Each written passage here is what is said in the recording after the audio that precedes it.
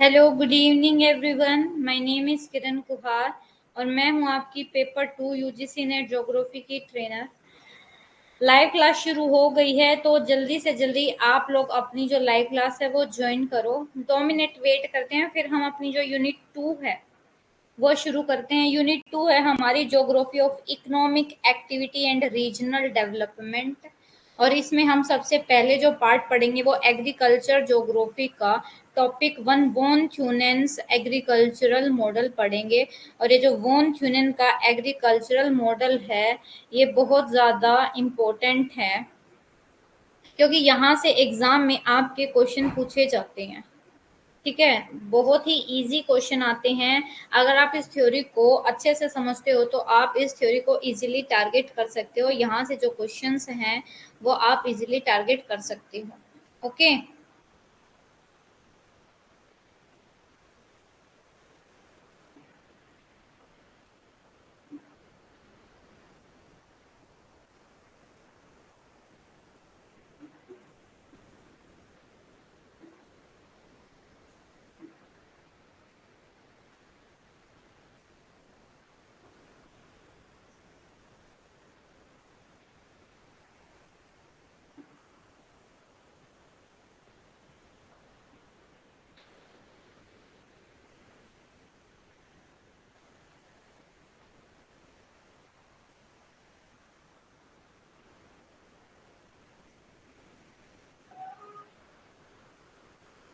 बेटे अभी मैंने बताया आज से हमारी जो यूनिट 2 है वो शुरू हो रही है।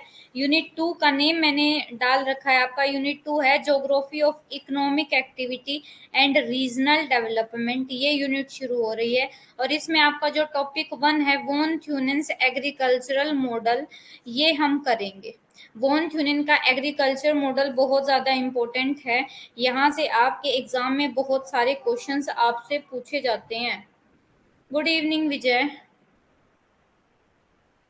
तो अब शुरू कर देते हैं।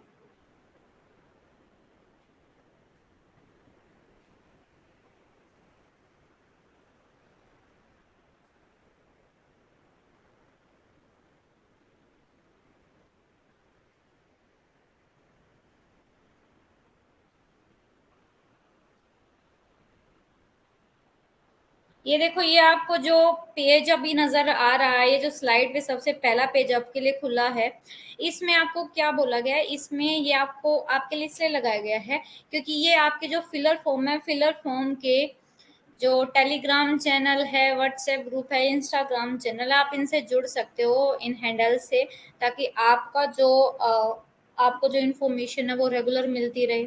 जैसे अभी बच्चे टेलीग्राम से जुड़े हुए हैं, अगर मैं क्लास नहीं लेती हूँ तो वहाँ पे आपको इन्फॉर्म कर देती हूँ। तो इसलिए जिसने ज्वाइन नहीं किया है चैनल को ज्वाइन कर लो। और मेरे जो टेलीग्राम चैनल का लिंक है वो बायो में दिया गया है। यूट्यूब पे कोई भी क्लास देखोगे जाके, उसके बायो में लिंक दिया गया है।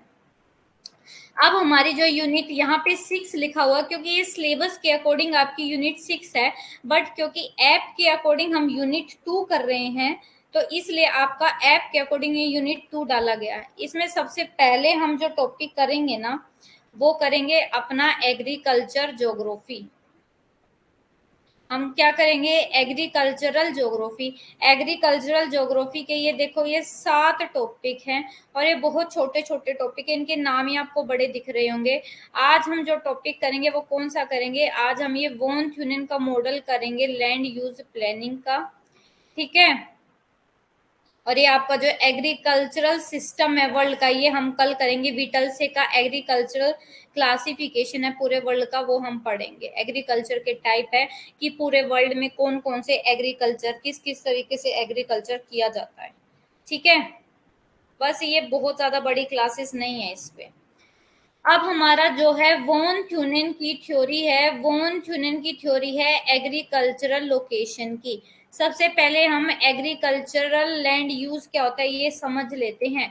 कृषि भूमि उपयोग, यानी कि जो हमारी लैंड है, एग्रीकल्चरल लैंड है, हम उसको किस किस अकॉर्डिंग जो है यूज कर रहे हैं। क्या हम इस लैंड को, मान लो इस लैंड को हम मैं जो है वीट को उगाने के लिए कर रही हूँ, यहाँ पे डेयरी प्रोडक्ट्स हैं, यहाँ पे मेरा कोई और प्रोडक्ट्स है, कोई कमर्शियल क्रॉप लगा दी। तो इस तरीके से जो लैंड का यूज हो रहा है उसको बोला जाता है आपका कृषि भूमि उपयोग। देखो क्या कहते हैं, कृषि भूमि उपयोग के सिद्धांत इस संदर्भ पर निर्भर करते हैं कि किन तरीकों से भूमि के एक निश्चित क्षेत्र से अधिकतम उत्पादन प्राप्त किया जा सकता है और कृषि कार्य में उपयोग की जाने वाली लागत अपेक्षाकृत कम। ठीक है, ये कहते हैं कि कृषि जो भूमि है, कृषि भूमि का जो सिद्धांत है वो इस बात पर निर्भर करता है कि हम किन तरीकों से जो भूमि है, भूमि का कोई निश्चित क्षेत्र है, उस पर कैसे कृषि कर रहे हैं और उस कृषि से हमें कैसे अधिकतम लाभ हो रहा है, और लाभ के साथ साथ वहां पर जो लागत है यानी कि जो हमारा कॉस्ट है वो हमारी कम है। देखो अब आपकी दो चीज होती है, एक होता है आपका प्रॉफिट और एक होता है आपका एक्सपेंडिचर। एक्सपेंडिचर को यहाँ पे आप सिंपल कॉस्ट भी, लागत भी कह सकते हो। एक्सपेंडिचर ये होती है कि ये मेरा साल, 6 साल में 2 बार हम फसलें लेते हैं। ठीक है, तो जो भी मैंने क्रॉप लगाई उगाई उसको लगाने में मेरे को कितना खर्चा आया, कितना मेरा एक्सपेंडिचर हुआ, वो तो हो गई आपकी लागत। ये लागत में क्या क्या, आपका ट्रांसपोर्ट कॉस्ट, साथ ही साथ आपका फर्टिलाइजर कोस्ट यानी कि आपके जो कीटनाशक है, दवाई है, जो भी हम एग्रीकल्चर में कुल मिला के जितना भी रॉ मटेरियल है जो यूज हुआ है हमारे कृषि करते वक्त, उसको बोला जाता है आपका खर्चा। ठीक है, तो अब प्रॉफिट क्या होता है, जब इस खर्चे से ज्यादा हमें ये क्रॉप बेचने के बाद इनकम होती है तो वो होता है हमारा प्रॉफिट। मान लो ये हमारा जितना मैंने क्रॉप लगाई थी इसमें मेरे 8,000 रुपए लग गए, लेकिन जब मैं ये फसल बेच के आया तो मेरे पास 1 लाख रुपए आए। तो देखो कितना ज्यादा प्रॉफिट है ना ये। तो ये होता है आपका कॉस्ट और प्रॉफिट, और इस बात पर ही पूरा आपका ये वॉन थ्यूनेन का जो थ्योरी है वो बेस है कि कैसे आपकी जो रॉ मटेरियल है, जो ट्रांसपोर्ट कॉस्ट है और आपकी लागत है वो कम आए और जो प्रोडक्शन है वो अच्छा हो। क्या क्या तरीके हैं और कैसे आपके वॉन ट्यूनेन ने जहां पे वो रहते थे उस एरिया को 6 बेल्ट में डिवाइड कर रखा है और बता रखा है कि फर्स्ट बेल्ट में ये होता है, सेकंड में ये, थर्ड में ये। ठीक है, तो ये सब हम पढ़ेंगे एग्रीकल्चरल मॉडल में। उससे पहले हम जो वॉन थ्यूनेन है उसके बारे में जान लेते हैं। देखो वॉन थ्यूनेन का जो बर्थ है वो 1783 में हुआ है, डेथ 1850 में हुआ है। तो ये कहते हैं कि एग्रीकल्चरल लैंड यूज के तहत में जो हमारा कंट्रीब्यूशन है जे.एच. वॉन थ्यूनेन का, यानी कि आपका जॉन हेनरिच वॉन थ्यूनेन का, उन्होंने अपना ये जो मॉडल है वो 19th सेंचुरी में पेश किया था और वो बहुत ज्यादा रिमार्केबल यानी कि इम्पोर्टेंट है। दूसरा बेटे ये भी याद रखना कि वो वहां कहाँ के स्कॉलर है, वो एक जर्मन स्कॉलर हैं जो क्या काम करते थे, वो एक मैनेजर थे। ठीक है, मैकलेनबर्ग में टेलो फार्म में। ठीक है, ये जो फार्म है ना टेलो फार्म था मैकलेनबर्ग में, वहां पे वो एक मैनेजर थे और जर्मन के स्कॉलर थे। और ये इनके लंबे लॉन्ग टाइम एक्सपीरियंस के बेस पे और इकोनॉमिक कंसीडरेशंस के बेस पे इन्होंने अपनी थ्योरी दी है, theory of agricultural land use. ये अपनी थ्योरी इन्होंने किस में दिया, 1826 में इनकी बुक थी, ये इंपॉर्टेंट आपके लिए। इनकी बुक का नाम है द आइसोलेटेड स्टेट। इस बुक का नाम याद रखना, जिसको पॉपुलरली क्या बोला जाता है, वॉन थ्यूनेंस की थ्योरी। यानी कि जो वॉन थ्यूनेन है, वॉन थ्यूनेन ने जो अपना मॉडल है theory of agricultural land use, जिसको हम वॉन थ्यूनेन थ्योरी भी बोलते हैं, ये इन्होंने 1826 में अपनी बुक द आइसोलेटेड स्टेट में दी हैं। और वो एक पढ़े लिखे, क्वालिफाइड का मतलब है एक पढ़े लिखे इकोनॉमिस्ट थे और उनके पास बहुत ज्यादा एक्सपीरियंस था एग्रीकल्चर से रिलेटेड, इसलिए that why he has incorporated both this aspect in this theory. Von Thunen क्या है, वॉन थ्यूनेन बहुत एक योग्य व्यक्ति थे, उनकी बुक थी द आइसोलेटेड स्टेट। ठीक है, तो ये आपको इनका इंट्रोडक्शन में जो जो इम्पोर्टेंट बात बताई वो याद रखनी है। मैक्लेनबर्ग में फार्म में मैनेजर थे। 1826 में बुक थी द आइसोलेटेड स्टेट, उसमें इनकी थ्योरी जिससे वॉन थ्यूनेन सिद्धांत के नाम से भी जाना जाता है ये आया, आपको ये याद रखना है। ठीक है, अब क्या क्या मेन फीचर है इनकी थ्योरी के ये पढ़ते हैं। सबसे पहला फीचर हिंदी में देख लेते हैं। उन्होंने ऐसे विशाल कृषि क्षेत्र की कल्पना की जो एक पृथक राज्य के रूप में पाया जाता है तथा जिसमें केवल एक नगर स्थित है। हालांकि जो ऐसी स्थितियां हैं वो वास्तविकता से परे हैं, फिर भी उन्हें अपने सिद्धांत को स्पष्ट करने के लिए इस वास्तविकता का चयन करना पड़ा और भौगोलिक दृष्टि से यह एक काल्पनिक स्थिति मात्र है। क्या कहते हैं? He has imagine such a vast agricultural area which is found in the form of an isolated state. ठीक है, जिसमें सिर्फ एक ही सिटी थी। ये क्या कहते हैं? देखो, ये पहली एजम्पशन इनकी ये थी कि इन्होंने ये माना, इन्होंने देखा कि एक बहुत बड़ा एग्रीकल्चरल एरिया था जिसमें सिर्फ एक ही सिटी थी। उसके अलावा इस पूरे एग्रीकल्चर एरिया में कोई और सिटी नहीं थी, जो कि रियलिटी में ऐसा कभी नहीं दिखता।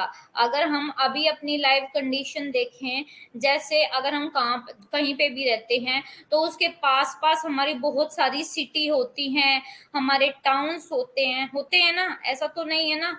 तो ये इनकी थ्योरी की एक अजम्पशन थी कि इन्होंने माना कि बहुत बड़ा एग्रीकल्चरल एरिया था और उसमें बस एक ही सिटी थी जो लोकेटेड थी, और उसी सिटी में सारे जो फार्मर्स है अपना जो सामान है, प्रोडक्शन है, वो बेचने जाते थे।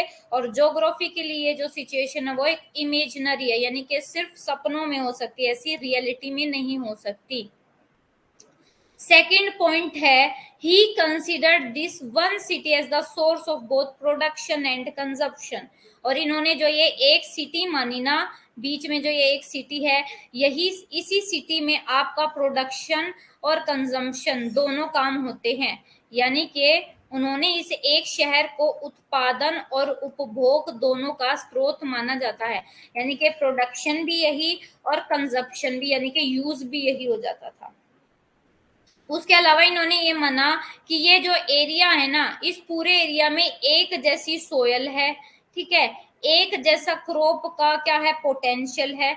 यानी कि ये पूरा कृषि एरिया ना, इस पूरे के पूरे कृषि एरिया में एक जैसी एबिलिटी है क्रॉप के उगने की, और एक जैसा खर्चा आता है इन क्रॉप पूरे विलेज में क्रॉप को उगाने पे। ट्रांसपोर्टेशन कॉस्ट भी एक जैसी होती है। जो ये सारी बातें थी इनकी इमेजिनरी बातें थी, क्योंकि कभी भी ऐसा नहीं होता है कि आपका हर जगह पे जो कॉस्ट है, ट्रांसपोर्ट कॉस्ट, सोयल की फर्टिलिटी एक जैसी हो, और आपकी जो क्रॉप है, क्रॉप का प्रोडक्शन भी एक जैसा हो। तो ये सारी इनकी क्या थी, इमेजिनरी सिचुएशंस थी, इमेजिनरी बातें थी। ठीक है, तो दो बातें बताई हैं कि एक बहुत बड़ा एग्रीकल्चरल एरिया माना उन्होंने और जिसमें सिर्फ एक ही सिटी थी।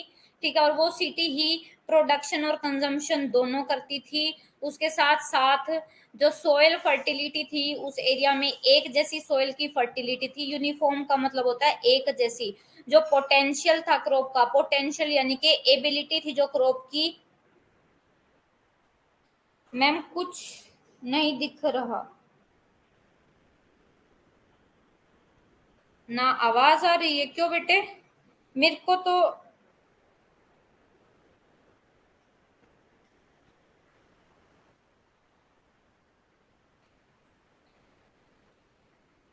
बेटे आवाज कब से नहीं आ रही है?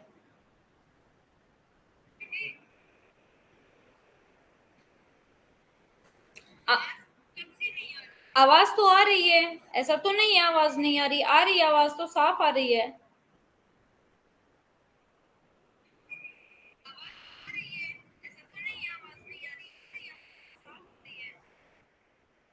अजय, आपका जो नेटवर्क है ना वो स्लो हो सकता है, इसलिए आपको नहीं सुनाई दे रहा, बाकी आवाज बेटे साफ जा रही है। वॉइस तो क्लियर है, मेरे को भी सुन रहा है। मैंने फोन से ज्वाइन कर रखा तो मेरे को पता लग रहा है कि अजय, आपका जो नेट है ना वो स्लो है, क्लास को लीव करके दोबारा से ज्वाइन करो तब आपका हो जाएगा। हाँ, नेटवर्क इशू हो सकता है। ठीक है, तो अब मैंने आपको 2 फीचर तो बता दिए थ्योरी के। अब चलते हैं हमारी थर्ड फीचर पे।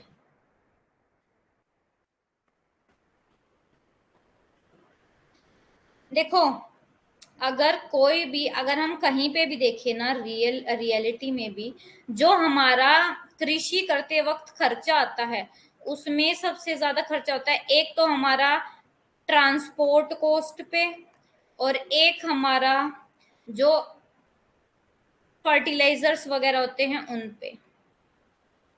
ट्रांसपोर्ट कॉस्ट, देखो, जितना ज्यादा हमारा एरिया मार्केट के पास होगा, ट्रांसपोर्ट कॉस्ट उतनी ही कम होगी, और जितना ज्यादा हमारा एरिया मार्केट से दूर होगा, ट्रांसपोर्ट कॉस्ट उतनी ज्यादा बढ़ जाएगी। ये 2 बातें हैं आपकी इस थ्योरी की, बहुत इंपॉर्टेंट है।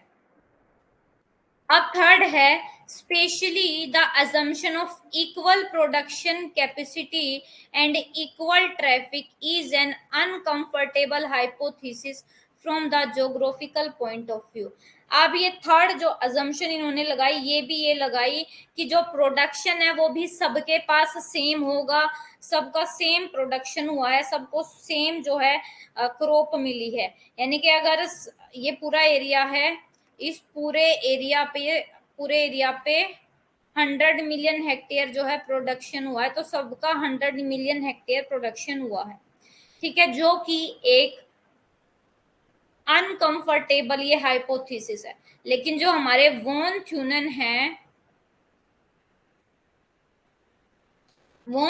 ने ये कहते हैं, विशेषकर समान उत्पादन क्षमता और समान यातायात। अभी मैंने बताया, इन्होंने तो ये बोला कि चाहे कोई एरिया मार्केट से 20 किलोमीटर हो, चाहे कोई एरिया मार्केट से 100 किलोमीटर हो, दोनों की जो ट्रांसपोर्ट कॉस्ट आएगी ना वो इक्वल आएगी। लेकिन ऐसा रियल में तो नहीं है। लेकिन वॉन थ्यूने ने अपने वैचारिक अनुन्य को सरल बनाने के लिए ऐसे वास्तविक संदर्भों को त्याग दिया। अब इन्होंने क्या किया, अपनी थ्योरी को इजी बनाने के लिए जो रियल लाइफ सिचुएशन है उनको इग्नोर कर दिया, और कहा कि चाहे 100 किलोमीटर से आए चाहे 10 किलोमीटर से आए, ट्रांसपोर्ट कॉस्ट सेम रहेगी। तो ये भी इनका एक तरीके से क्रिटिसिज्म है। ये अभी इनके फीचर पढ़ रहे हैं, लेकिन लास्ट में फिर आपसे क्रिटिसिज्म पूछा जाएगा, तो यही आपके क्रिटिसिज्म है। अब ये जो नेक्स्ट है, ये नेक्स्ट इंपॉर्टेंट है, he has assumed that the cost of transport increases in proportion to the distance and weight। ये इनकी इंपॉर्टेंट है। इन्होंने बोला कि जो यातायात की खर्चा है वो बढ़ता जाता है जैसे जैसे दूरी और वेट बढ़ता है हमारे सामान का, जो कि हमारी रियल लाइफ से भी क्या है, जो कि हमारी रियल लाइफ से भी मिलता है, रियल लाइफ कंटेक्स्ट से भी क्या है, ये मिलता है। क्या बोलते हैं, उनका मानना था कि परिवहन की, ये बेटे बहुत इंपॉर्टेंट है, ये आपसे स्टेटमेंट में पूछे जा सकते हैं। उनका ये मानना था कि जो आपका एरिया है, जो एरिया जितना ज्यादा आपका मार्केट से दूर होगा, उतनी ज्यादा आपकी ट्रांसपोर्ट कॉस्ट ज्यादा आएगी। और देखो, जो आपकी ट्रांसपोर्ट कॉस्ट है वो किसके अकॉर्डिंग बढ़ती है, एक तो डिस्टेंस, अगर दूरी ज्यादा है तो ट्रांसपोर्ट कॉस्ट ज्यादा होगी, और दूरी कम है तो आपकी ट्रांसपोर्ट कॉस्ट कम होगी। दूसरा, अगर हमारे रॉ मटेरियल का वेट ज्यादा है तो हमारी ट्रांसपोर्ट कॉस्ट ज्यादा होगी, और अगर वेट कम है तो हमारी ट्रांसपोर्ट कॉस्ट कम होगी। ये इंपॉर्टेंट आपका फीचर है। और नेक्स्ट है, according to him in addition to that one town. इन्होंने बोला था ना कि सिर्फ एक ही सिटी है, और इस सिटी में rural settlement would have spread in that agricultural area. इन्होंने बोला कि जो फार्मर्स है विल बी इंटरेस्टेड टू, इन्होंने बोला कि जो फार्मर है वो सिर्फ क्या काम करते हैं, प्रॉफिट के लिए काम करते हैं। फार्मर हमारे क्या है, सिर्फ एक इकोनॉमिक पर्सन है। ये देखो, ये इन्होंने लिख रखा है, farmer will be interested to get maximum profit and will able to grow crop in their agricultural field as per the demand of market. देखो यहाँ पे ना, ये इनकी थ्योरी का एक क्रिटिसिज्म भी है। इन्होंने ये बोला है कि जो फार्मर है ना, वो हमेशा प्रॉफिट के लिए काम करता है और वो सिर्फ वही क्रॉप उगाता है जो डिमांड है सिटी में, जिसकी डिमांड है, जिसकी वजह से उसको पैसे मिले। ये इसका एक ड्रॉबैक है। क्यों? क्योंकि आपके जो फार्मर्स है वो हमेशा एक इकोनॉमिक पर्सन नहीं होते हैं, हमेशा पैसे के लिए काम नहीं करते हैं, वो अपनी नीड को सेटिस्फाई करने के लिए भी काम करते हैं। ठीक है।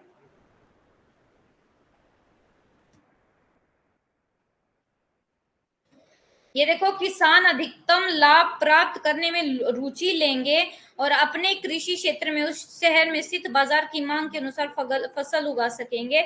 ये पॉइंट मैंने आपको समझा दिया। ये जो फीचर्स हैं आप लोगों को क्लियर हो गए होंगे।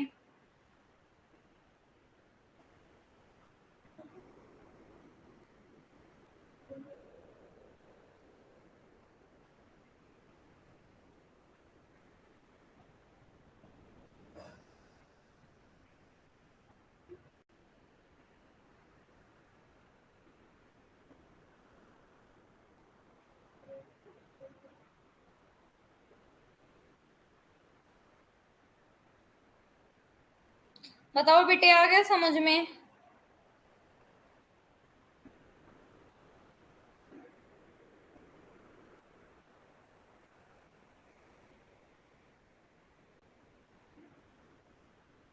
जल्दी बताओ, फिर आगे चलेंगे।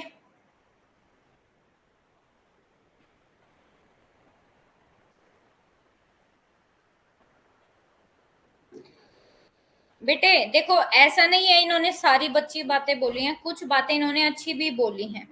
जैसे ये ट्रांसपोर्ट कॉस्ट वाली जो बात थी, ये इन्होंने क्या बोली है, ये ट्रांसपोर्ट कॉस्ट वाली बात की वजह से इनकी जो थ्योरी है वो ज्यादा अच्छी मानी जाती है। ठीक है।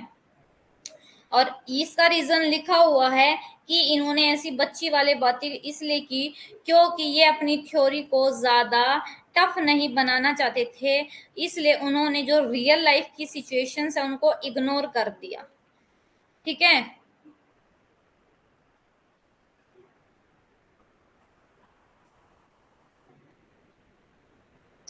अब आगे देखो क्या है। ये कहते हैं, according to the above assumptions, as the distance around the market area increases, the production area of crop will continuously decrease. If the natural importance of various enterprises of increasing distance in the city is kept in the mind, हाँ जी, थोड़ा complex हो जाएगा, इसलिए इन्होंने अपनी theory को easy रखने के लिए ये किया। हिंदी में देख लो कि उपरोक्त मान्यताओं के अनुसार जैसे जैसे बाजार क्षेत्र के आसपास की दूरी बढ़ती है तो फसलों का जो उत्पादन है, उत्पादन क्षेत्र लगातार घटेगा। यदि शहर में बढ़ती दूरी के विभिन्न उद्यमों के प्राकृतिक महत्व को ध्यान में भी रखा जाएगा और इस आधार पर अधिक महत्व के उद्यम शहर के निकट तथा कम महत्व के उद्यम शहर से दूर क्रियान्वित पाए जाते हैं।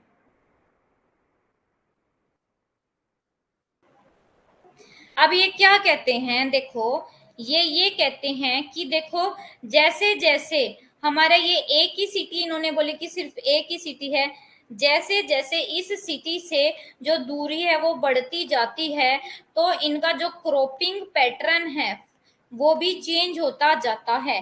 जो इम्पोर्टेंट चीज है ना, यानी कि जिसकी मार्केट में डिमांड ज्यादा होगी, वो जिस जिस चीज की मार्केट में डिमांड ज्यादा होगी वो मार्केट के आसपास वाले एरिया में ही होगा, लेकिन जिसकी डिमांड मार्केट में कम होगी वो मार्केट से बहुत ज्यादा दूरी पर ये काम किया जाता है। ठीक है, यही लिखा है।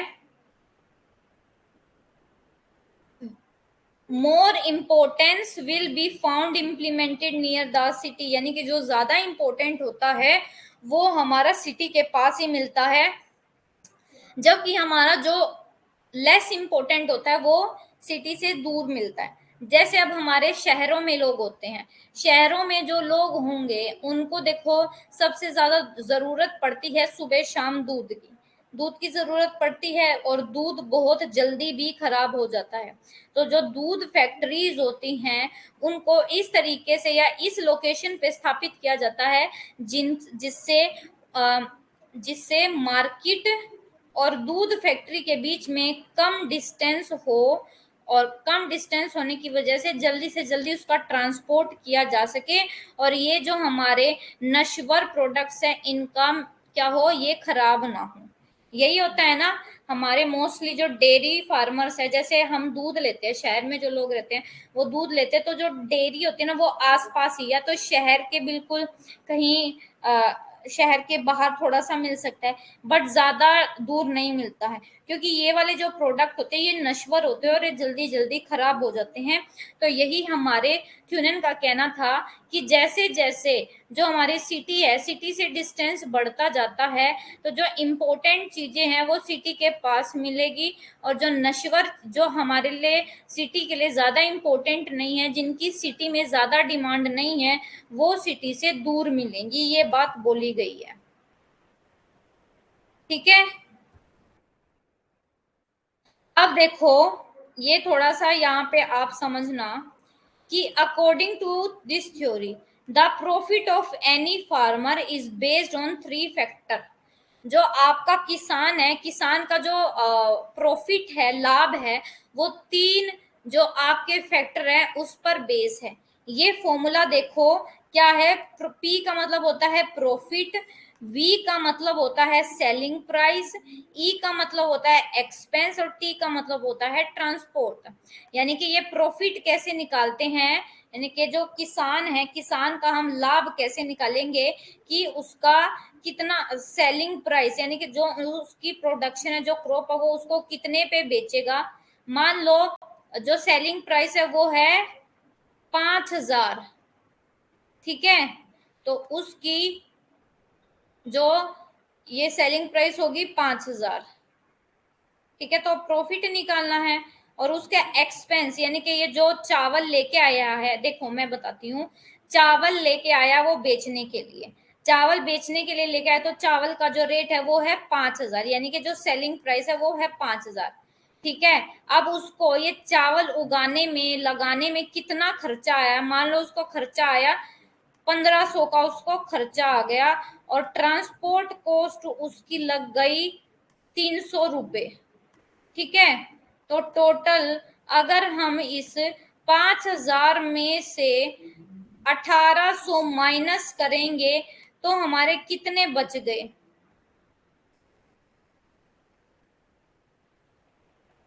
3,200 रुपये बच गए ना। तो इस 3,200 रुपये का उसका क्या हुआ है, प्रॉफिट हुआ है। यानी कि टोटल देखो उसके पास तो आए थे 5,000, लेकिन 5,000 में से 1,500 मतलब कि 1,800 तो उसके लग गए थे, इतना तो उसको ये चीज लेके आने में इतना उसको क्या आया था, खर्चा आया था। अगर इस खर्चे को निकाल के देखा जाए उसको कितना प्रॉफिट हुआ है, 3,200 का प्रॉफिट हुआ है। इस तरीके से हम किसी भी फार्मर का जो प्रॉफिट है वो निकालते हैं। क्या आप लोगों को ये चीज समझ में आ गई है बेटे?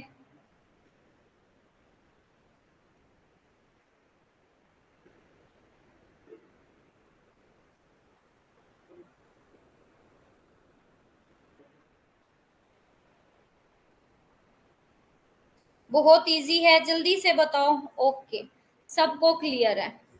अब आगे देखते हैं कि जो वॉन थ्यूनन है, von Thunen opinion is that only those crop are produced on any land area. ये कहते हैं कि वॉन थ्यूनन का ओपिनियन ये है कि सिर्फ वही जो क्रॉप है, वही जो फसल है वो उगाई जाती है लैंड एरिया पे, जिससे क्या हो, जिससे मैक्सिमम इकोनॉमिक बेनिफिट होता है। और ये जो इकोनॉमिक बेनिफिट है, यानी कि किस फसल से हमें इकोनॉमिक बेनिफिट यानी कि लाभ हुआ या नहीं, उसके लिए भी एक फॉर्मूला दे रखा है। एल, एल का मतलब होता है लोकेशनल रेंट, वाई का मतलब होता है आपका द क्रॉप यील्ड, यानी कि जो हमने भूमि बोई है, पी का मतलब होता है मार्केट प्राइस, सी का मतलब होता है हमें जो खर्चा आया है, वाई का मतलब आपको पता ही है जो हमने क्रॉप बोई है, डी का मतलब डिस्टेंस फ्रॉम द मार्केट, और एफ का मतलब है ट्रांसपोर्ट कॉस्ट। तो ये आपको याद करने की जरूरत नहीं है, बट फिर भी फॉर्मूला देख लेना, आपसे पूछा जा सकता है कि वाई से क्या है, एल से क्या है, पी से क्या है। ठीक है, वॉन थ्यूनेन की ये बात याद रखना, वॉन थ्यूनेन ये कहते हैं कि सिर्फ वही फसल उगाओ, वही फसल प्रोड्यूस करो जिससे मैक्सिमम इकोनॉमिक प्रॉफिट हो। और इकोनॉमिक प्रॉफिट किस से निकाला जाता है, इस फॉर्मूले से भी निकाला जा सकता है, और वो वाला फॉर्मूला भी आप लोग याद रखोगे। अब ये आपके लिए इम्पोर्टेंट है, वैसे तो मैंने आपको बता दिया है ये बात कि जैसे जैसे, हिंदी में देख लो, जैसे जैसे कृषि उत्पादन क्षेत्र की निवास स्थान यानी कि गांव या शहर से दूरी बढ़ती जाती है, वैसे वैसे जो फसलों का पैटर्न है ना उसमें भी अंतर दिखाई देने लगता है। और इसी प्रकार ये कह सकते हैं कि जैसे जैसे आपकी जो बाजार है, बाजार से दूरी बढ़ती है, तो आपका जो प्रोडक्शन है भूमि का, उसमें जो भूमि उपयोग है ना, भूमि उपयोग उसमें परिवर्तन दिखाई देने लगते हैं, यानी कि आपका जो लैंड यूज पैटर्न है ना वो चेंज होने लगता है। मान लो ये आपका मार्केट है, ठीक है, और मार्केट के पास ये वाली जो बेल्ट है, इस पूरी बेल्ट में होता है आपका डेयरी फार्मिंग प्रोडक्शन, यानी कि यहाँ पे लोग सारे क्या काम करते हैं, जो दूध वगैरह का काम है, डेयरी वगैरह का काम है वो करते हैं। उसके बाद थोड़ा सा जब आगे चलते हैं तो जो लोग हैं लकड़ी काटने का, लंबरिंग का काम करते हैं। फिर थर्ड है आपका जैसे इंटेंसिव फार्मिंग। तो इस तरीके से जैसे जैसे मार्केट से दूर जाते हैं ना, तो हमारी जो कृषि करने का तरीका है वो भी बदल जाता है। हमारी मार्केट के पास वो एरिया, वो बेल्ट होगी जिसकी मार्केट में डिमांड ज्यादा होगी, और उसके बाद जैसे जैसे आगे चलते हैं हमारा जो ये है कृषि का पैटर्न वो चेंज होता जाता है। ठीक है, अब ये क्या बोल रहे हैं कि जो हमारी देखो ये हमारा है, और एक, दो, तीन, चार, पांच, छह, ये जो सबसे आपकी बाहरी वाली बेल्ट होगी ना, यहाँ पे प्रॉफिट सबसे कम होगा। और ये जो मार्केट है, मार्केट के पास वाला ये वाला जो एरिया होगा, यहाँ पे आपका जो प्रॉफिट है वो सबसे ज्यादा होगा। आपकी जो बाहरी सीमा है, बाहरी सीमा पे जो प्रॉफिट है वो लिमिटेड है, फिक्स्ड है। अगर 40 रुपए है तो हर बार 40 रुपए का ही जो प्रॉफिट है वो होता है। लेकिन जो आपका ये बेल्ट मार्केट के पास है, यहाँ पे हर दिन जो आपके प्रॉफिट है उसमें चेंज होता जाता है। ठीक है,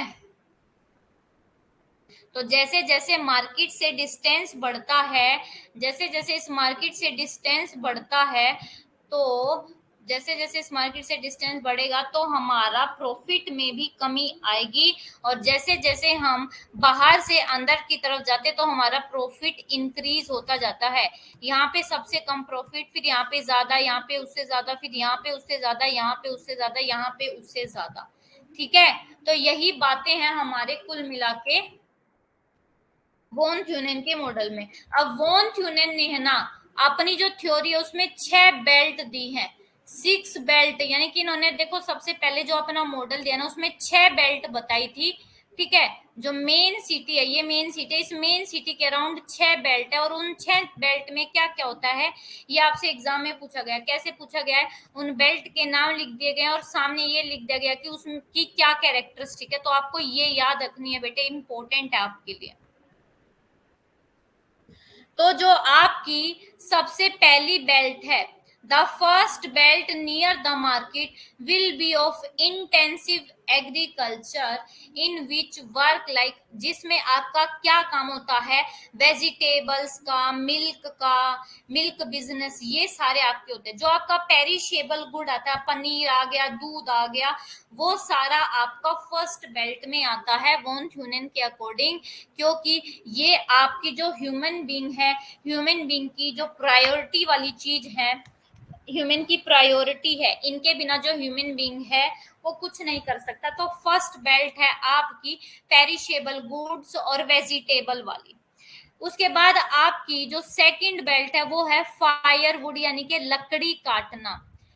उस टाइम पे, हमारे टाइम पे मत लगाना, 1826 में जो दूसरी इंपॉर्टेंट चीज मानी जाती थी वो थी लकड़ी काटना। लकड़ी काटना उस टाइम पे बहुत ज्यादा, लकड़ी काटने की वजह से प्रॉफिट होता था, तो ये उनकी सेकंड बेल्ट थी। ठीक है, कि लकड़ी काटना, लंबरिंग का काम। अगर लंबरिंग का मतलब होता है लकड़ी काटना। अगर हम मॉडर्न अभी आज के कंटेक्स्ट के बात में करें तो हमारी जो ये व्हेन कोल और gas is being used as fuel, कि अब लकड़ी की जगह हम कोयला और गैस यूज करने लगे हैं जलाने के लिए, तो इस तरीके की जो बेल्ट है आज के लाइफ में हमारे अकॉर्डिंग ये क्या है, अनकंफर्टेबल है। लेकिन वॉन थ्यूनिन के अकॉर्डिंग उस टाइम पे जो सेकंड बेल्ट थी उसमें काम होता था फायरवुड का, यानी कि लकड़ी काटना, क्योंकि लकड़ी की वजह से ही वो अपनी आग वगैरह जला पाते थे और खाना वगैरह बना पाते थे। तो फर्स्ट बेल्ट है हमारी वेजिटेबल की और मिल्क प्रोडक्शन की, सेकंड है लकड़ी काटने की। हिंदी में देख लो, शहर के पास पहली बेल्ट सघन कृषि की होगी, जिसमें सब्जी, दूध व्यवसाय आदि जैसे कार्य संपन्न किए जाएंगे। ये शीघ्र नष्ट होने वाले पदार्थ हैं जिनका उपयोग मानव जीवन में प्राथमिकता से निरंतर करता है, क्योंकि हम इनका कॉन्टिन्यूसली यूज करते हैं। हम दूध दिन में 10 बार लेते हैं, दिन में 10 बार हम चाय बनाने में, कॉफी बनाने में, सिंपल मिल्क ड्रिंक करने में, कोई शेक बनाने में हम इसके लिए क्या है, ये मिल्क का यूज करते हैं। सेकंड है कि उस समय की अर्थव्यवस्था में जलाऊ लकड़ी का बहुत महत्व था, इसलिए उन्होंने दूसरी बेल्ट को ईंधन लकड़ी उत्पादन बेल्ट के रूप में बनाया। लेकिन आधुनिक संदर्भ में, मॉडर्न टाइम में, जब कोयले या गैस का उपयोग ईंधन के रूप में किया जा रहा है, तो ये एक कल्पना मात्र रह गई है ये बेल्ट। ठीक है, ये देखो, ये है सिटी का सेंटर। देखो आपके जो वॉन थ्यूनेन है ना, वॉन थ्यूनेन ने 2 बार थ्योरी दी थी। पहले 1824 में, फिर उन्होंने अपनी थ्योरी को क्या है, मॉडिफाई किया, थोड़ा सा उसमें चेंज किया। पहले उनकी 6 बेल्ट थी, उसके बाद उन्होंने 7 बेल्ट दी। ये 6 की 6 बेल्ट दूसरे मॉडल में भी उनकी सेम ही थी, बस अब उन्होंने अपना जो दूसरा मॉडल चेंज किया उसमें एक रिवर को भी ऐड कर दिया। पहले सिटी सेंटर, फिर आपका रिवर, उसके बाद ये सारी बेल्ट। ठीक है, तो देखो आप इस डायग्राम में समझो, ये आपका जो ब्लैक से दिख रहा है ये है आपका सिटी का सेंटर। सेंटर के बाद ये देखो मार्केट, गार्डनिंग और मिल्क प्रोडक्शन। उसके बाद सेकंड जो ग्रीन से दिख रहे हैं यहाँ पे फायरवुड एंड लंबरिंग प्रोडक्शन, यानी कि लकड़ी काटना, जलाना, ये वाला काम होता है। उसके बाद जो थर्ड बेल्ट है वो है grain crops with no fallow land, यानी कि यहाँ पे हम जो अनाज है वो उगाते हैं और कोई भी जो भूमि है वो परती नहीं, खाली नहीं छोड़ दी जाती। फोर्थ है आपकी grain crop with 14% fellow land, कि यहाँ पे भी हम अनाज ही उगाते हैं लेकिन 14% जो लैंड है उसको हम परती खाली छोड़ देते हैं। और ये आपका क्वेश्चन पूछा गया है कि आपकी जो फोर्थ बेल्ट है उसमें कितने परसेंट लैंड को फेलो लैंड छोड़ दिया गया, तो 14 आपकी फोर्थ बेल्ट में। उसके बाद जो फिफ्थ बेल्ट है ना, इसमें आपका 3 फील्ड सिस्टम है। उस टाइम पे होता था आपका 3 फील्ड सिस्टम।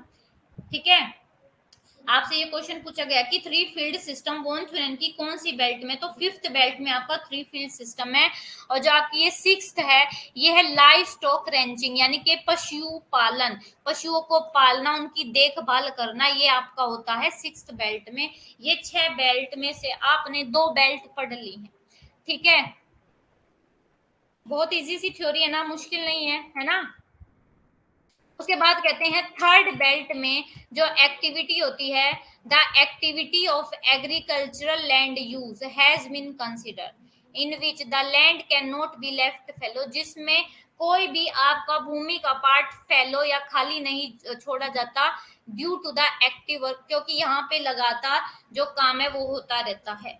कहते हैं कि तीसरी पट्टी में कृषि भूमि उपयोग की वह गतिविधि मानी गई जिसमें खाद्य उत्पादन के सक्रिय कारण के कारण कोई भी भूमि को परती नहीं छोड़ा जा सकता है। और इस पेटी के संबंध में उन्होंने बहती हुई नदी की स्थिति को भी स्वीकार किया। ठीक है, क्योंकि परती न छोड़े जाने पर कृषि भूमि के उपयोग के लिए सिंचाई अत्यंत आवश्यक होगी, जिसके लिए नदी के पानी की उपस्थिति इम्पोर्टेंट है। और आधुनिक संसाधनों के अनुसार यह कार्य ट्यूबवेल, देखो ये कहते हैं कि ये जो आपकी थर्ड बेल्ट है ना, इसमें आपका एग्रीकल्चर होता था और यहाँ पे कोई भी लैंड फैलो नहीं छोड़ी जाती थी। तो आपके ट्यूनन ने ये स्वीकार किया, अगर कोई भी पार्ट परती नहीं, खाली नहीं छोड़ा गया, तो इसका मतलब वहां पे कोई ना कोई पानी का सोर्स होगा। तो उन्होंने नदी की जो स्थिति है उसको स्वीकारा। लेकिन आज के टाइम पे हम ये जो सिंचाई की आवश्यकता है वो ट्यूब वेलों से भी कंप्लीट कर लेते हैं, है ना। ये है इनकी थर्ड बेल्ट। अब जो फोर्थ बेल्ट है, फोर्थ बेल्ट में क्या होता है, the area of food production in which both fallow and grazing lands are contain irrigation is, ये कहते हैं कि चौथी बेल्ट में भी हम खाद्य उत्पादन का क्षेत्र माना गया है, जिसमें परती और चरागाह दोनों भूमि शामिल है। इसमें आपकी 14% लैंड को परती छोड़ा गया है, और कुछ जो भूमि है वो पशुओं के चरने के लिए छोड़ी गई है, और इस पेटी में जो सिंचाई की आवश्यकता है वो कम होती है। ठीक है, उसके बाद जो फिफ्थ बेल्ट है, फिफ्थ बेल्ट किस पे बेस्ड है, थ्री फार्म सिस्टम पे, यानी कि तीन कृषि प्रणाली पर। आपसे ये पूछा गया है कि तीन कृषि प्रणाली पर कौन सी बेल्ट स्थित है, तो पांचवी बेल्ट आपकी तीन कृषि प्रणाली पर है, जिसमें लगभग एक तिहाई क्षेत्र खेती के तहत, दूसरा जो आपका एरिया होता है, यानी कि देखो क्या होता है, आपकी जो ये लैंड है ना, लैंड के तीन पार्ट कर दिए जाते हैं। इसमें एक पार्ट यूज किया जाता है हमारा खेती करने के लिए, दूसरा उसको खाली करने के लिए, और तीसरे पे हम करते हैं पशुओं को पालते हैं। तो ये होता है आपका थ्री फील्ड सिस्टम या तीन कृषि प्रणाली, जिसमें एक ही समय पे आपके तीन तरीके के कृषि के पैटर्न होते हैं। सबसे पहला जो पार्ट डिवाइड कर देते हैं हम, उसमें हम करते हैं कृषि, दूसरे को हम खाली छोड़ देते हैं, और तीसरे को हम पशु पालने के लिए रखते हैं। ठीक है, उसके बाद जो आपकी सिक्स्थ बेल्ट होती है वो होती है पशुपालन की, यानी कि पशुओं को पालने के लिए एक विशेष बेल्ट है। इसमें विस्तृत पशुपालन किया जाएगा, आवश्यकता के अनुसार पशुपालन होगा। ठीक है, ये आपकी छह की छह बेल्ट हो गई। जल्दी से मेरे को ये लिख के बताओ, आपकी पहली बेल्ट में क्या होता है, सीक्वेंस में लिख के बताओ। फर्स्ट बेल्ट किससे रिलेटेड है, सेकंड बेल्ट किससे रिलेटेड है, थर्ड बेल्ट किससे रिलेटेड है, फोर्थ बेल्ट में क्या होता है, फिफ्थ बेल्ट में क्या होता है, सिक्स्थ बेल्ट में क्या होता है। ठीक है, ये देखो, ये तो है आपका जो वोन थुनन है, उन्होंने सबसे पहले 1826 में जो उन्होंने अपनी थ्योरी दी, उसके बाद इन्होंने अपनी थ्योरी में एक ये जो रिवर है ना, ये जो नदी है, ये और ऐड कर दी। तो पहले तो इनकी जो थ्योरी है, थ्योरी में सिर्फ 6 बेल्ट थी, उसके बाद 7 हो गई इस रिवर को भी मिला के। ठीक है, तो अब जल्दी से मेरे को बताओ बेटे, उसके बाद हम सिर्फ जो क्रिटिसिज्म है थ्योरी का वो रह गया है, बाकी सारा हो गया थ्योरी का। ये थ्योरी है आपकी, ज्यादा मुश्किल थ्योरी नहीं थी, थी ज्यादा मुश्किल थ्योरी, इजी थी, इजी सी थ्योरी है हमारी।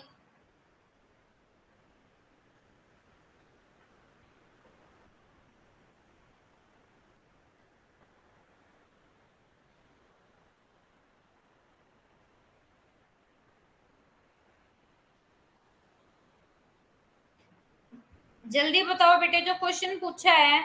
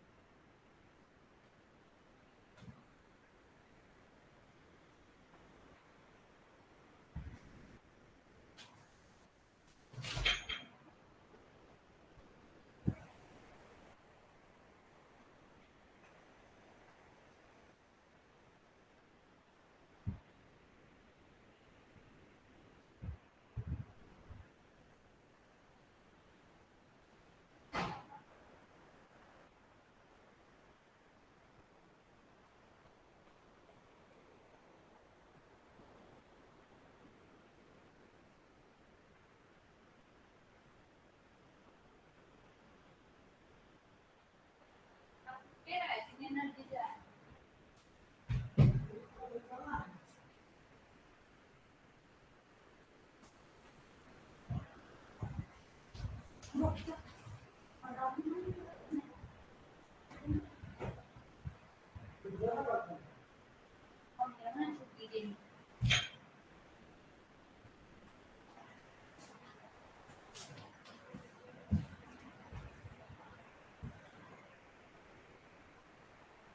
जी यशवंत।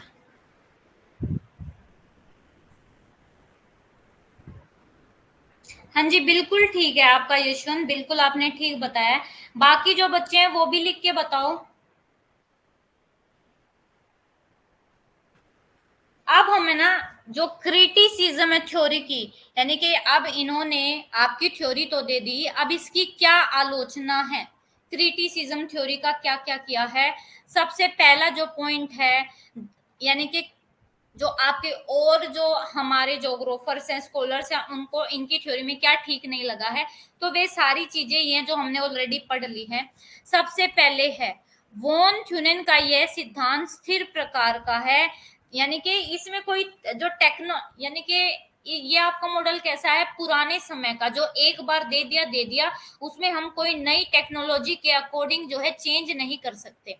ये क्या कहते हैं कि जिसमें तकनीकी विकास के साथ भूमि उपयोग के रूप में होने वाले परिवर्तनों को कोई स्थान नहीं दिया गया है, इसलिए आधुनिक विकसित अर्थव्यवस्था के संदर्भ में यह अप्रासंगिक प्रतीत होता है। यानी कि इनका ये मॉडल ऐसा नहीं है कि बेशक से इन्होंने बहुत पहले दिया हो कि ये आज के टाइम के अकॉर्डिंग भी फिट हो जाए।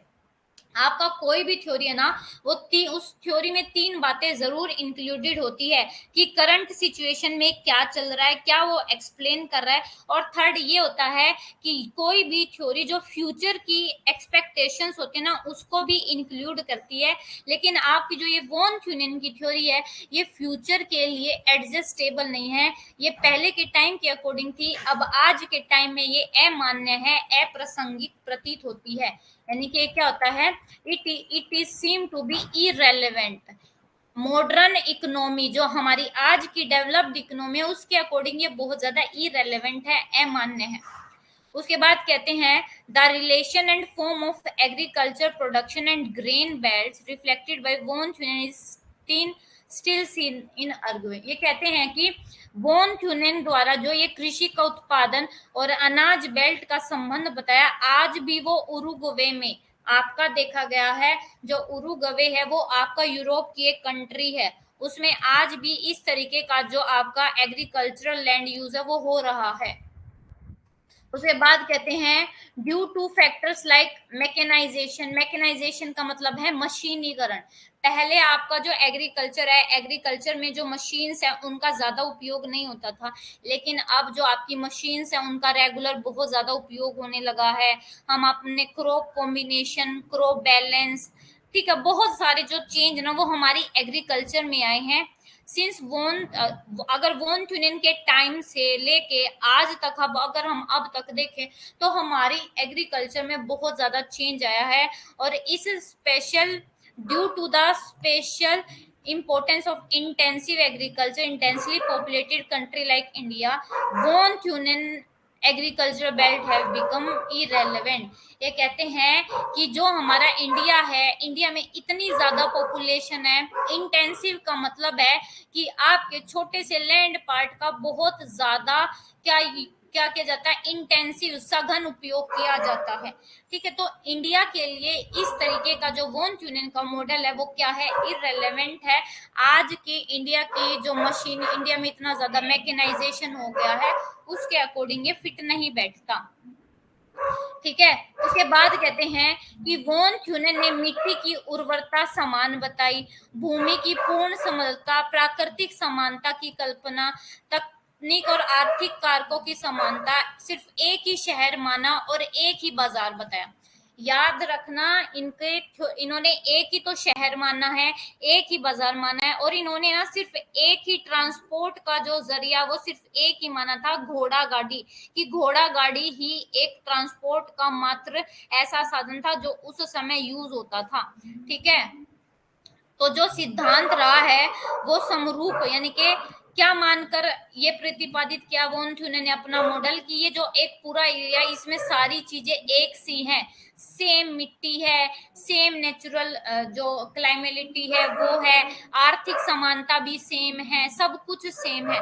तो समानता, समरूपता मानकर उन्होंने अपना ये जो सिद्धांत है वो प्रतिपादित किया है, ठीक है।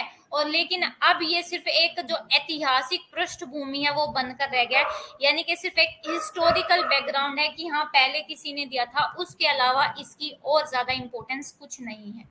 ओके,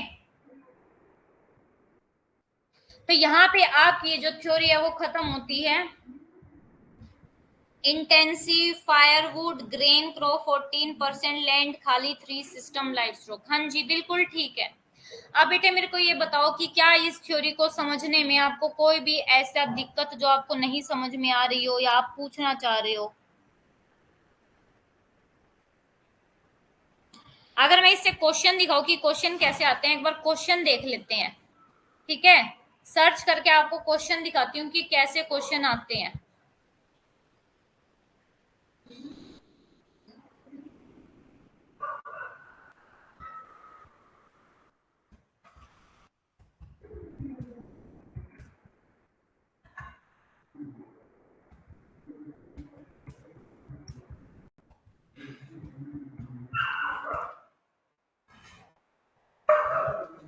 अब देखते हैं कि कैसे क्वेश्चन आते हैं। बहुत इजी क्वेश्चन आते हैं बेटे, देखो।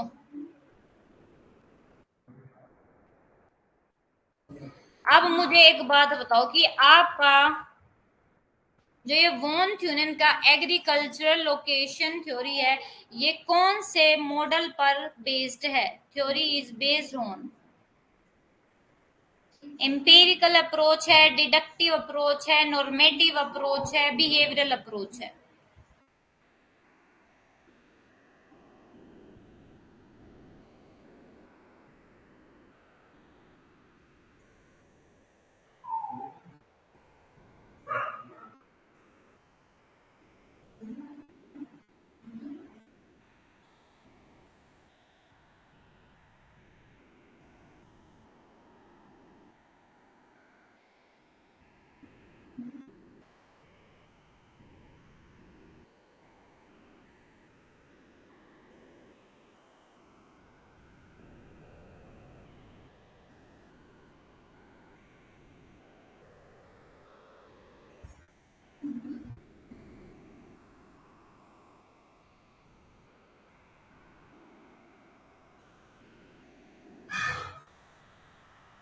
तो बताओ, एम्पेरिकल अप्रोच है, डिडक्टिव है, नॉर्मेटिव है, बिहेवियरल है? बिहेवियरल अप्रोच नहीं है, एम्पेरिकल अप्रोच भी नहीं है।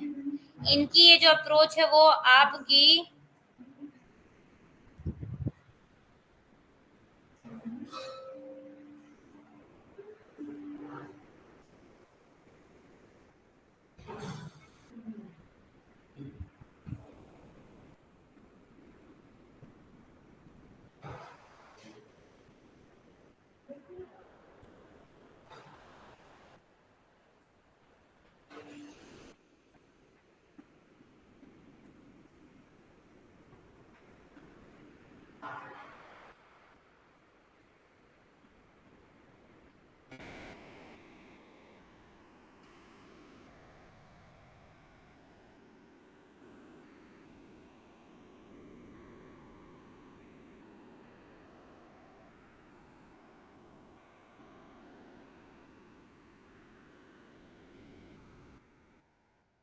उसके बाद देखो ये क्वेश्चन है, in what zone of von Thunen model will be the fruit production method of farming best fit?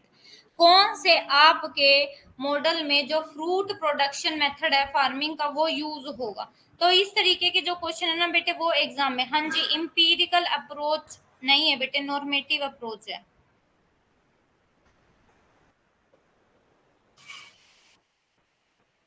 एक बार मैं इस क्वेश्चन का जो आंसर है ना आपको कल वाली क्लास में बताऊंगी, ठीक है। बाकी इंपेरिकल अप्रोच भी हो सकती है, क्योंकि इंपेरिकल अप्रोच वो होते हैं जो एक्सपीरियंस पे बेस्ड होती है, ठीक है। अब ये जो आपका सेकंड क्वेश्चन है, in what zone of von Thunen model, von Thunen model में ऐसी कौन सी बेल्ट है जिसमें आपका फ्रूट प्रोडक्शन जो है फिट हो सकता है, फ्रूट मार्केट गार्डनिंग में, कमर्शियल ग्रेन में, डेयरी में तो नहीं हो सकता ना ये फ्रूट, बिल्कुल भी नहीं, सी तो गलत है, मार्केट गार्डनिंग में ही ये फिट होगा। क्वेश्चन देखो,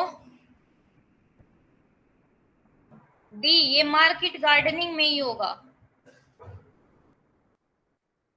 अब देखो ये वॉन क्यूनेन का जो मॉडल है वो किस प्रिंसिपल पर बेस्ड है, तो देखो फर्स्ट है access to transportation improve as one move closer to the urban area, the climate in the area dictate the type of crop grown, the fertility of soil decrease as move away from the urban area or market, the farmer in the area are all involved in commercial agriculture selling their product to a market located at the center। तो देखो अभी आपने बातें पढ़ी, इनमें से कौन सी आपकी ठीक है? ए बिल्कुल ठीक है कि जैसे जैसे हम मार्केट के पास जाते हैं, अर्बन एरिया के पास जाते हैं, जो ट्रांसपोर्ट एरिया है वो क्या है, ट्रांसपोर्टेशन जो कॉस्ट है वो इम्प्रूव होने लगती है।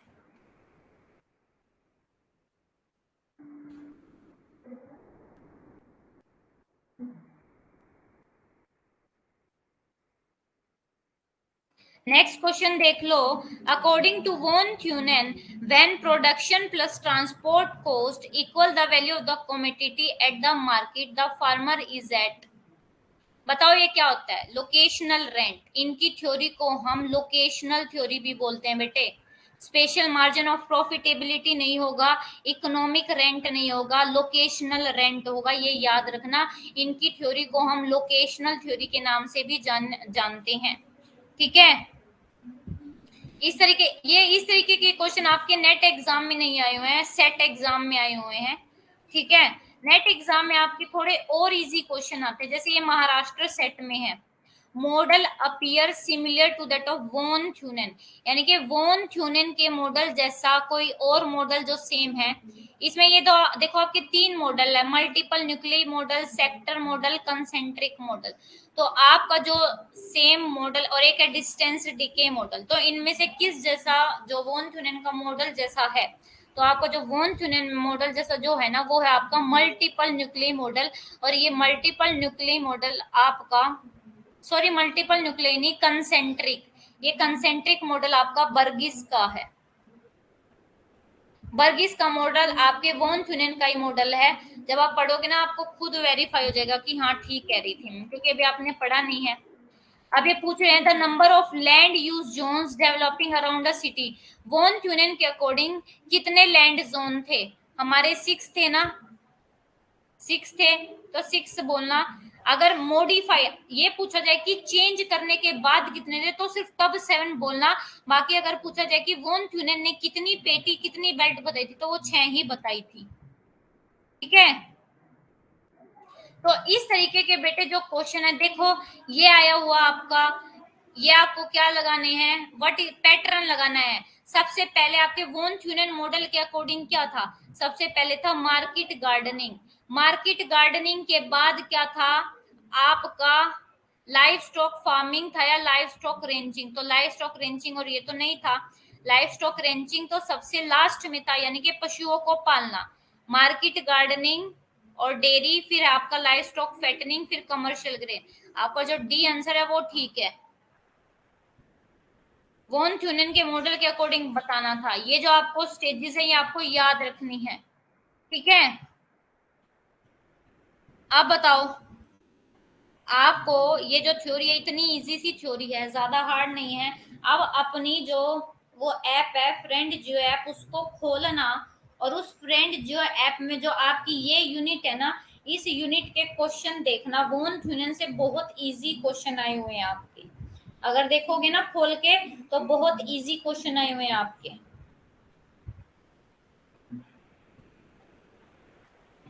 बताओ अब किसी को कोई डाउट बेटे कि यहाँ तक आपको समझ नहीं आया हो, कुछ प्रॉब्लम हो आपको, तो शेयर करो यहाँ पे। क्वेश्चंस बहुत इजी आते हैं। मैम ऐप शो नहीं हो रही है प्ले स्टोर, बेटे मैं ना ग्रुप में आपके पास ये शो टेलीग्राम पे उसका लिंक सेंड कर दूंगी, आप वो डाउनलोड कर लेना, ठीक है। क्या पता आपसे कोई स्पेलिंग मिस्टेक हो गई हो, तो आपसे नहीं निकला हो, तो मैं आपके पास वो भेज दूंगी और उससे आप डाउनलोड कर लेना, ठीक है। नहीं तो कोई भी एक बच्चा बेटे यशवंत के पास टेलीग्राम जो ग्रुप है ना उसमें सेंड कर देना। जो मैप वाला ग्रुप है ना उसमें यशवंत है, तो अजय आप एक बार वो लिंक सेंड कर देना, अगर मैं भूल भी जाती हूँ तो आप सेंड कर देना एक बार बेटे। अब बताओ, हमारी यूनिट 1 का ना बहुत जल्दी जल्दी खत्म हो जाएगा, ये लगा लो 11 तारीख तक हम खत्म कर देंगे, क्योंकि इसमें ज्यादा कुछ 11 से 12 तारीख तक हम खत्म कर देंगे, क्योंकि हमारी कुछ रीजनल थ्योरी भी है, ठीक है। और आपकी अब हम एग्रीकल्चर में कल विटलसे का मॉडल पढ़ देंगे, छोटा सा है विटलसे का मॉडल, ज्यादा बड़ा नहीं है, ठीक है। कल 2-3 टॉपिक कवर कर देंगे। अब बेटे अगर किसी को कोई डाउट हो तो मैसेज छोड़े, 2 मिनट है, 2 मिनट के बाद हम क्लास लीव कर देंगे फिर।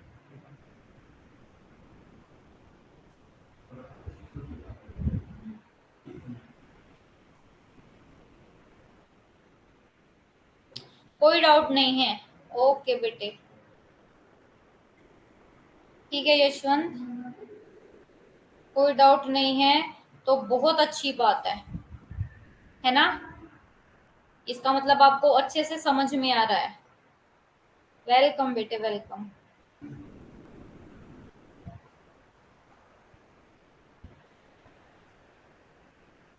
आप लोगों को समझ में आना चाहिए। क्लास इसलिए होती है क्योंकि आपने यहाँ पे बेटे पे कर रखा है, और ऐसे नहीं है कि आपको वो वेस्ट जाने दूंगी। आपको समझ में आना चाहिए, जो पढ़ा रहे हैं वो आपको बिल्कुल अच्छे से समझ में आएगा, तभी आपका जो मेहनत है वो सक्सेसफुल हो जाएगी। जब तक टीचर का ही समझ नहीं आएगा तो आप कैसे क्वेश्चन सोल्व करोगे, है ना। मैप ग्रुप का लिंक कहाँ मिलेगा? अच्छा, आपके पास नहीं आया अभिषेक? अभिषेक आप मेरे को टेलीग्राम पे मैसेज कर देना पर्सनली, मैं खुद आपको ऐड कर दूंगी, ठीक है। मैं आपको खुद ऐड कर दूंगी वहां पे, या फिर आपका जो नंबर है ना वो ऐड नहीं होगा मेरे पास, और बाकी बच्चों का तो नंबर ऐड है। आप मेरे को अपना नंबर दे दो, मैं आपको ऐड कर दूंगी उसमें। यहाँ पे एक बार अपना जो नंबर है ना, फोन नंबर टाइप कर दो, मैं आपको ग्रुप में ऐड कर दूंगी।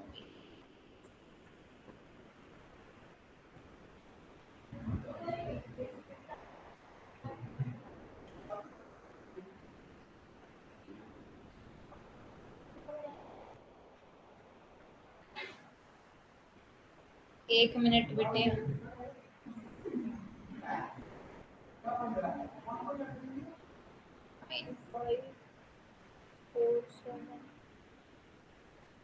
95473।